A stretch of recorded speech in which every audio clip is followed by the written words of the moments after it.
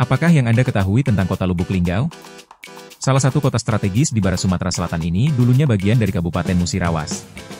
Namun, sekarang berdiri sendiri dan punya cerita panjang yang tak banyak orang tahu.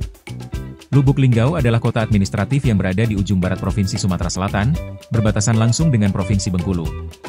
Nama, Lubuk Linggau, berasal dari kata lubuk yang berarti tempat dalam aliran sungai, dan linggau yang diduga berasal dari sejenis tumbuhan atau pohon lokal. Jadi, Lubuk Linggau bisa diartikan sebagai cekungan air tempat tumbuh pohon linggau. Luas wilayahnya sekitar 400 km persegi, dan terbagi menjadi 8 kecamatan. Dulu, Lubuk Linggau adalah kota kecamatan biasa di bawah wilayah Kabupaten Musirawas. Namun karena perkembangan ekonomi, penduduk, dan peran strategisnya sebagai penghubung antara Palembang, Bengkulu, Jambi, maka statusnya diubah menjadi kota administratif pada tahun 1981. Hingga akhirnya resmi menjadi kota otonom penuh pada 21 Juni 2001 lewat Undang-Undang Nomor 7 Tahun 2001.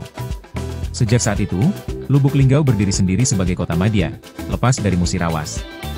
Fakta uniknya, Lubuk Linggau punya jalur kereta api yang sudah aktif sejak zaman Belanda.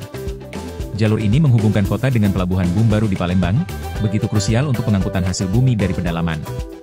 Kota ini dikenal sebagai persimpangan budaya, perpaduan antara budaya Lembak, Melayu Palembang, dan pengaruh Rejang dari Bengkulu. Nama-nama kampung di Lubuk Linggau seperti Kampung Jawa, Kampung Ulak Surung, dan Kelurahan Watas menyimpan jejak sejarah pemukiman suku-suku dari luar daerah yang datang sejak era kolonial. Dari kota kecil di bawah Musirawas, hingga jadi kota mandiri yang berkembang pesat, Lubuk Linggau menyimpan banyak cerita. Jalur transportasi, budaya lintas daerah, dan sejarahnya menjadikan kota ini lebih dari sekadar titik di peta Sumatera Selatan.